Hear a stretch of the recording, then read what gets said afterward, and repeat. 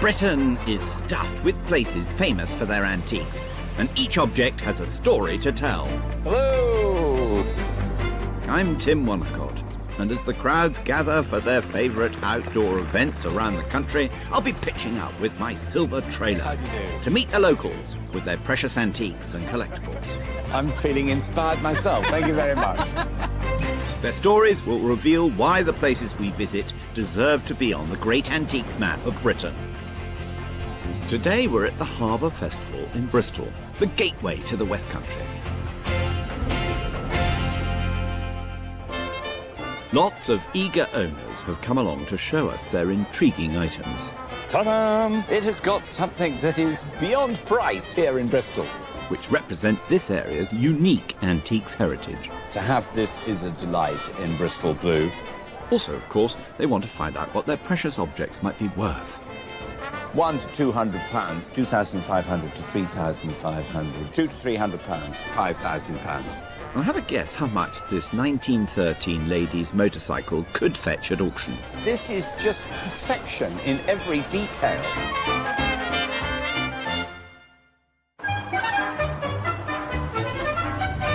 This harbour has seen some life. Bristol used to be England's second city and port. Well, you have to go back to medieval times, but that's how important it once was. Cabot sailed off from here in his Matthew to Newfoundland. Brunel built important ships. And business with Europe, Africa and the Americas in commodities like sugar, tobacco and of course the slave trade kept this place afloat. And wealthy merchants' houses still dominate some parts of the city. The profits that these businesses in Bristol must have made in the old days must have been tremendous. Look at it. But those merchants wouldn't recognise Bristol's big hitters of today, like the creative media, electronics and aerospace industries. And the historic docks they sailed from have been redeveloped into a major visitor attraction. So, it's absolutely fitting that we should be here, beside the water, as a part of the Bristol Harbour Festival. It's been an annual event since 1971 and now attracts 250,000 visitors each year.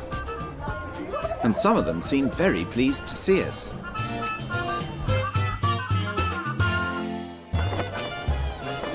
And we're off. To a rip-roaring start with Bristol's Lord Mayor, no less, Alistair Watson. He's brought along a hugely important Bristol antique. You come bearing arms, I see. I do indeed. But not just any ordinary piece of armament, this, is it? It's beautiful. It's our pearl sword. It's one of the treasures of the city. It is a treasure. It's one of our 4 swords, and perhaps the finest. Well, let me remove it firstly from the scabbard, and I'm doing this somewhat gingerly because the antiquity of this piece practically defies belief, doesn't it? It does. Because this is thought to have been made between about 1370 and 1390, and it says on it, in between these 2 shields, John Wells of London, grocer and mayor, to Bristol, gave this sword fair. Lovely. We think he presented it to the city of Bristol when he was Mayor of London in 1431 or 32, Yep. and it's remained in the city ever since. So solid silver is the handle that's been flashed in gold, called silver gilt. And in fact, I'm going to put it back in the scabbard because the scabbard has a bit of a story to tell too. It does. It's our pearl scabbard. When Queen Elizabeth I visited Bristol in the 1570s, a pearl scabbard was applied to the sword at that time, and that scabbard stayed on the sword until the middle of the 20th century, when this replacement to commemorate the coronation of Queen Elizabeth II came about. Indeed, yes, and we still have that old scabbard, but it was in pretty poor condition, so we had this new one made and replaced the seed pearls. We've called it the Pearl Sword because of the Elizabethan scabbard. And a very nice title it is for it. Absolutely delightful. Yeah. Ordinarily on this programme, we arrive at this moment and we have a bit of a valuation. But on this particular occasion, I'm going to dip out on that and simply tell you that your sword is priceless. Thank you. Is that good enough? We believe that too. Thank you very much. Yes, Thank you very much for having us. It's been great. A pleasure. Thank you, Tim. Britain's oldest continually running theatre is Bristol's Old Vic, which opened for business in 1766. In order to raise the funds to build it, the developers offered investors free entry to all shows forever if they bought a specially made token, and Peter has one to show us. I've brought along what looks like a coin, but actually is a silver ticket from the Theatre Royal in Bristol. Now, Peter, on the face of it, this is a rather dull-looking leather-covered jewellery box. But if I open it up, ta-da!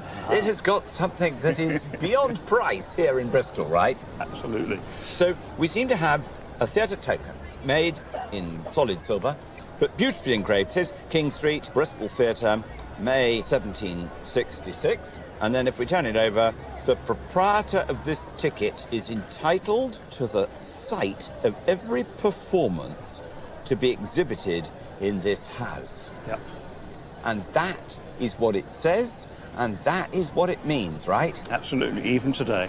Because they are a direct link with the people who actually had the theatre built back in 1766. So if I'd invested my money in 1766 and bought this ticket, my successors, my inheritors would still hold the ticket and could still see every performance in what is now the Bristol Old Vic. Yeah. Originally, you would have to pay £50, and then because there was a cost overrun on building the theatre, as always, you had to pay another £30. So it cost me £80. Absolutely. But to be able to watch, or as they say rather sweetly, have a sight of every performance that would ever have happened in that theatre. Yeah. So how many of the original theatre tokens were there in 1766? There were 48 of them, and every now and again someone turns up and finds one. Exactly. Well, I think it's a fascinating story, and it's a thrill to be able to handle one of these tokens because they are extremely rare. And if you could find one, you would have your handle on a fair degree of cash. Were you to want to sell this token, which you never would. Never. Deep intake of breath. But what would today's value be of such an extraordinary item? Find out later.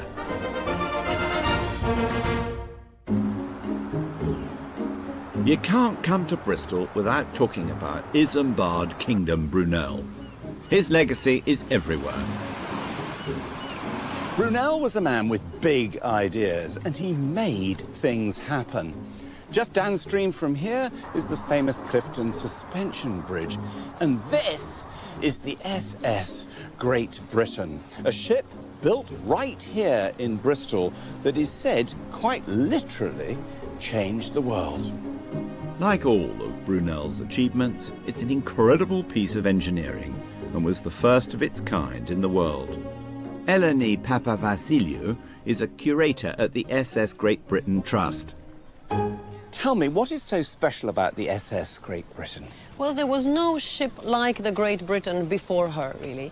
When Brunel conceived her, she was to be the largest iron-hulled, screw-propelled steamship in the world. So that was his vision, really, for that kind of technology and innovation in the shipbuilding world. And she turned out to be commercially very successful. Absolutely. The first few years saw her going to New York as a luxury cruise liner. She enjoyed great glory, if you like, but also managed to fulfill Brunel's vision of being part of that chain of transport from London to Bristol using the Great Western Railways and then continuing on to New York on the ships. It's sort of one-ticket travel. Yes, that's exactly. It's almost like the full package, which is, it was really ahead of his time to have come up with that kind of concept. You could say, indeed, that this revolutionised travel for all time. Indeed, yes, a great vision. The Trust has amassed an awesome archive, giving a fantastic insight into Brunel, man and boy. What's that little sketch of a hobby horse? Oh, this is a very special item from the collection. It's a sketch of a rocking horse that Brunel drew when he was only 6. Really? And I think it's a brilliant indicator of his early observational skills or his artistic talent. And he's very good at applying his artistic sensibilities in everything that he does. Amongst Brunel's other achievements, I guess the first thing that people think about is the suspension bridge. That's right. In our collection, there are 4 plans that he submitted for the first competition of the bridge in 1829. 4 different concepts, basically, for what he envisaged the bridge to be during that time. There are pencil drawings that show an aesthetic view of the bridge, basically, and there are two engineering sections as well. So he combines two elements there, an artistic and a more engineering, if you like, scientific take into that. His connection with the age of steam, the Great Western Line, was an achievement, wasn't it? Indeed. I mean, Brunel's railway, really, the Great Western Railway, changed the landscape. It became a means of transport that people could rely on and use much more, and it had an implication on time. There was a time difference, for instance, from London to Bristol, so that became the same. People were in the same time, if you like, from 1840 onwards, and that's because of the railway. Can you imagine? Different time zones in Britain? Not really. How very confusing, but that's how it was before the age of Brunel's railway. Well, you've got all this fascinating material here in Bristol. It sits in this building at the moment. What are the plans for the future? Well, we have in excess of 12,000 objects that relate to Brunel, and we are planning a £7 million project on the site to show artefacts, rare, unique artefacts that have never been seen before by the public. So that's very exciting for us. Well, you've got your work cut out. I wonder if Brunel had any Bristol blue glass on his mantelpiece. It's probably one of Bristol's most famous products, and Francis is a keen collector. I'm a bit of a glass nerd, and I do collect English glass. I brought along some pieces of Bristol blue glass of the 18th century, some of them signed by Isaac Jacobs, who was the most famous glassmaker in the city at the end of the 18th century. Now, this particular dish is lovely, isn't it? Because it's got this Greek key fret pattern and a little rosette in the middle. And I guess because it's a signed piece, and we've got I. Jacobs Bristol on the back, that makes it really rather special, doesn't it? We know that he sent this pattern of decanter stand to sell in a shop in Bond Street in London in 1805. Very interesting. Then we've got another piece by the same maker, and this is a favourite type for me. I think decanters are a marvellous collecting area, and to have this is a delight in Bristol blue. And then if you fancied a little bit of rum, probably imported into Bristol via the dock over there, it says rum on it, and even the stopper is initial R for rum, so you make quite sure you got the right stopper in the right decanter. But there's one very special piece, which is this finger bowl. We can see it's got Prince of Wales feathers gilt on it. But this is another important named piece, isn't it? Yes, we know that that little bowl was decorated by a mid-18th century decorator called James Giles. We think that it was made about 1763, because in November 1763 there was a royal birth. A new Prince of Wales, who later became George IV. Very strange occurrence that the only source of blue in Britain for glassmaking and ceramics had to come through the port of Bristol. Yeah. And for that curious 20-30-year period, this is where it was all at. Any idea what these blue beauties would fetch at auction? All will be revealed later on. Britain abolished slavery in 1807, thereby ending a cruel trade that had made some Bristolians rich. Local publican Mark has brought along a table relating to the centenary of that event. It's a cast iron pub table made in Bristol. It was created to mark the centenary of the abolition of the slave trade way back in the early 1900s. I'm hoping to find out if Tim can corroborate that and perhaps know the value, because I've got 3 of them. Well, what we're looking at is something that's loosely called as a type of Britannia Pub Table. All my life I've known them as Britannia Pub Tables, and it's got some very interesting details. Now, Britannia is Britannia, and Britannia rules the waves, and if you're patriotic, you'd go into a pub and you'd sit at a table that's got Britannia cast onto it, which is where the term Britannia Pub Tables come from.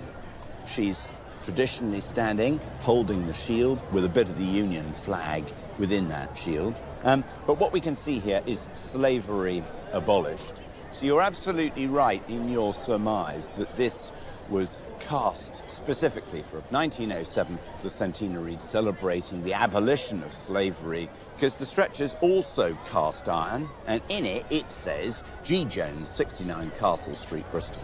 We know that G. Jones started in Bristol in the 1870s. There are a variety of these tables about. You can buy a W.G. Grace Britannia table, for example, General Gordon. So it's a very interesting subject. But my big tip would be, if you're at all keen on Britannia pub tables, is to go out and make a collection of these rarities and grace your pub with all these Britannia tables, and then you can become the world's leading collector of Britannia tables with all kinds of novelties. How about that for an idea? Great tip, Tim. Thank you very much. Why not? They'll come flocking in for another pint. The normal price range is about £100 to £150. But I fancy with this slavery abolished version and with its trade-related stretcher, it would make a tad more, particularly here in Bristol. So £200 to £300. Oh, brilliant. How many have you got in your pub? I've got 3. Oh, greedy guy.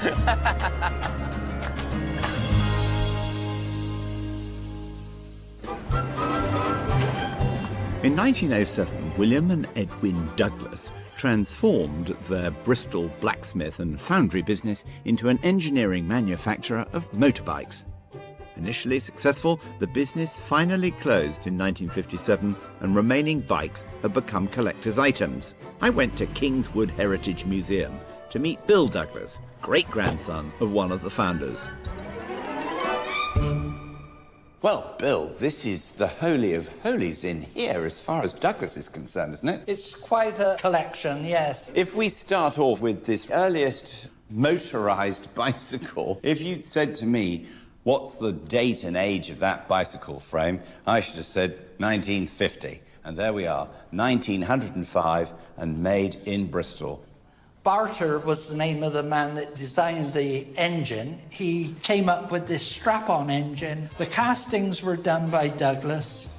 Douglas then started producing bikes. At the outbreak of war, the company suddenly became hugely busy, making this model. This is the Douglas motorbicycle that made the company name, really. Really, yes. They were asked to supply the army with bikes. And one of the lowly office workers said, when do they want the 300 that you've agreed to? And no one seemed to know. So he said, we better read through the paperwork. And they found to their utter astonishment that they'd signed for 300 a month for the duration of the war. They thought it was 300 a year. They just thought that was a one-off offer. Oh, 300 a month, my gosh. How many of these bikes did they make in the course of the First World War, then? 25,000 of Did they these really? little dispatch riders' bikes, as they were known. We don't have much chrome plate on it, do we? No, they painted the rims and the handlebars black because a sniper could well see the reflection of the sun or some other form of lighting and probably fell the rider. But the old man also said, as a retort, it was also a lot cheaper than nickel plating. So the Bristol motorbicycle manufacturers were what they call careful then. Early motorbikes are celebrated every year in the Pioneer Run, from Epsom Downs to Brighton. To take part, your vehicle has to have been made before the 1st of January 1915. Back at the Harbour Festival, this racy-looking rarity qualifies for the Pioneer Run. Tony and his dad have been restoring it for the last 20 years. If we stand back and admire it, I mean, this is just perfection in every detail, isn't it? It is very Now, good. tell me, Very all these areas that you think of as being chromium plated, it's nickel plate. It's nickel plated, yes. Which is interesting, and nickel has a completely different colour to chrome. Yes, it shows it as a Pioneer bike, really, the colouring, yeah. It's amazing, isn't it? You don't have a crossbar, and that must be because this is for a lady, then. This is for ladies, yes. When you think about it, where it was shocking for a woman before the First World War to expose an ankle, an extraordinary thing for a woman to buy a motorbicycle and risk all that in a way. Do you know anything about the history of the first owner? Yes, the first owner was a lady called Margaret Frances Dackins, and her father was headmaster at Clifton College. Really? Yes, so it's a bit of local interest as well. She could easily be an emancipated woman of the time, of course. I'd have thought so, yeah. In advance of her time, if you like. Yeah. Now, I don't pretend in any way to be a motor bicycle valuer, so we're going to consult with Ben Walker at Bonham's. Hi, Ben, how are you doing? I'm doing good, thank you very much. How do you rate this machine? It is an extremely scarce motorcycle. In fact, I've never seen one this early being offered for sale or sold publicly before. So, what does he think it would fetch at auction? You'll have to wait and see. It's hard to believe, but this local beauty spot used to be the epicentre of a thriving export business. In the early 1700s, Bristol was the hub of a triangular trade to West Africa. From there to the West Indies and North America and back to Bristol. And the products the Africans were after were pans made of brass. With 4 vital ingredients, copper from Cornwall, local zinc and coal, and power from the steady flowing River Avon, the Bristol Brass Company opened its mills along this stretch of the river. The restored Saltford Mill is the only one left, and local historian Tony Coverdale knows all about their collection of late 19th century brass pans. This is known as a Lisbon pan, sometimes called barber's basins, and these were made going out to Portugal, to Lisbon, and then on to West Africa. This is known as a kettle. A kettle is something with a handle that can be hung over a fire, and these were particularly known as Guinea kettles, which goes back to the West Africa trade. So these were made for West Africa. Now, the way you can tell that they were made here, if we pick up this other example of a Lisbon pan, is you can actually see the battery marks within the pan, and that's actually the marks of the hammers which were used to form the pan. This was called a battery mill, literally knocking the brass into shape. The African market liked to see the battery marks to prove the quality of the brass. Given that most Bristol brass was exported, Joan is fortunate to own a rare Bristol pan. I'm interested in industrial history. I'm particularly interested in brass because it was very, very typical of our area. It's a handsome pan, isn't it? And you know that it is from the Bristol Brass Company. Yes, one of a group of mills that were organised by the Bristol Brass Company. And these, of course, are called hollow wares, obviously immensely useful for cooking because the brass conducts the heat very quickly from the stove through the metal into whatever you're cooking. And this sort of pan is rather familiar as a wok-type pan to anybody who does Oriental cooking today. But if you wanted to shallow fry something over a flame, then this shape of vessel would enable you to do it, and you can wiggle it around and stop it from burning, which is rather nice. And I particularly like the handle. Instead of it being a solid cast handle, it's hollow, so that I guess when it gets hot, it helps the insulation properties, so your hand doesn't get hot when the pan gets hot because the handle is hollow, which is quite fun. I mean, they're always difficult things to age because there's no hallmark and there's no kind of dating system. But I would think with the Bristol Brass Company connection and it being such an important industry, you could get the top end of £100 to £200 for this pan. Ooh. Not that you'll be selling it, will you? No, I won't be selling it. It will go back to Saltford Mill and be an attraction to visitors. Thank you very much for bringing it along. I'm very pleased to do so.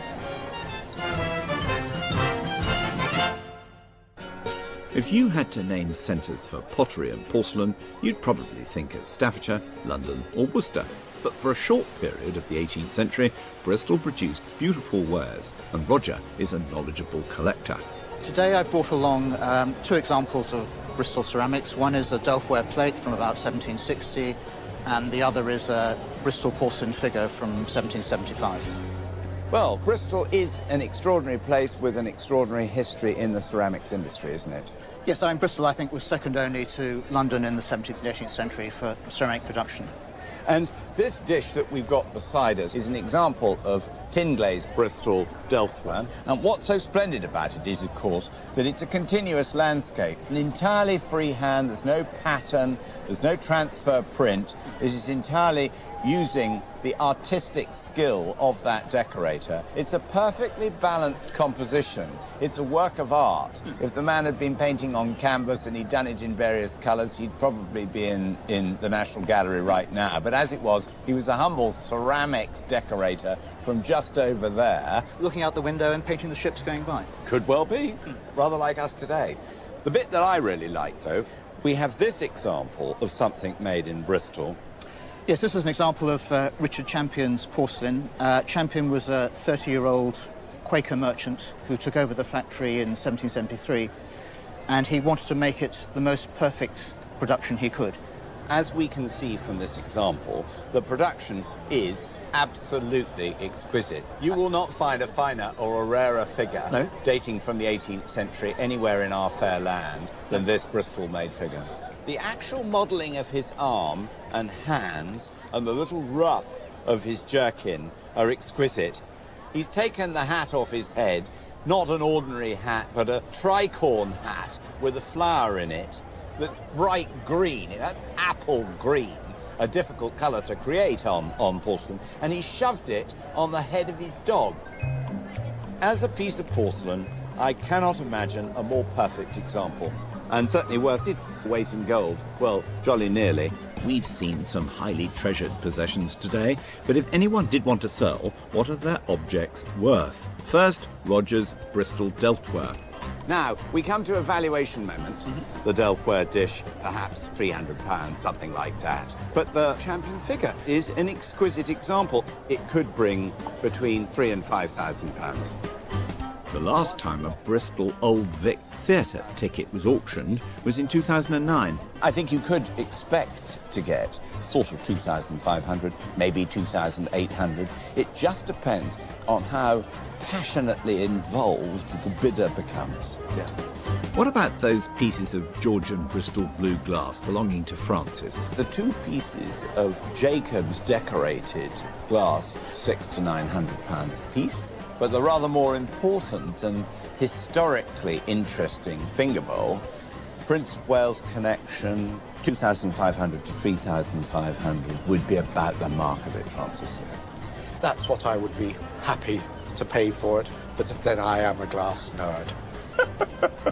Your words, not mine. And that 1913 Douglas motorcycle of Tony's? I pressed specialist Ben Walker for his valuation. The million-dollar question, Ben. What's it worth?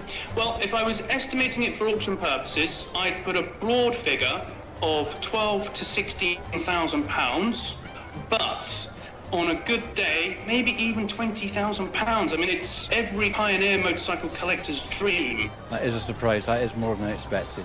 But what's so lovely is it was made just down the road here in Bristol. Here it is remaining, at least at the moment. Yeah, thank you. Well, what a day we have had, eh? Great selection of local objects to view. You could say, indeed, all shipshape and Bristol fashion. What?